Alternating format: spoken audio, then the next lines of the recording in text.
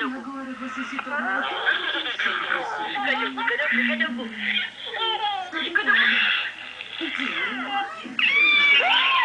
esta noite eu quero que você monte. A senhora quer que eu quê? E não estou falando da sua casa. Que você ganha podia ser grande. Quem que tá rindo? Eu quero que você me disse a vida. Esqueça tudo aquilo que eu disse a você. O mundo não é egoísta. Essa era a minha desculpa por não ter talento para me tornar uma estrela. Mas quando eu fiz com você, quando eu vejo como ele está de volta,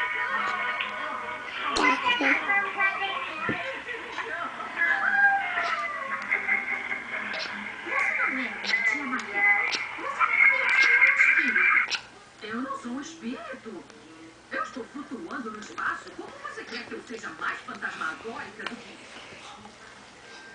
Fala alô, papai? Com isso, o que está fazendo? Está segurando você. Carlos! Seja o que for, é um bom truque.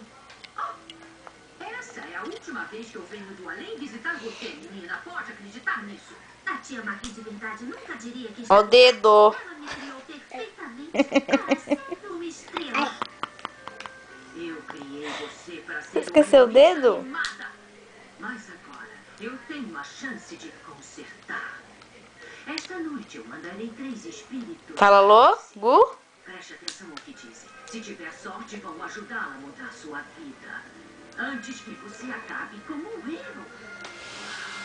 Agora!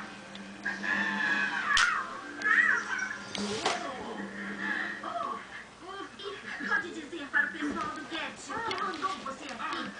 Eles estão todos despedidos. Deixa os rebite. Não, Mas o que houve com... não, não, Não, por quê? não, não, não, não, Não? Sai da frente da televisão.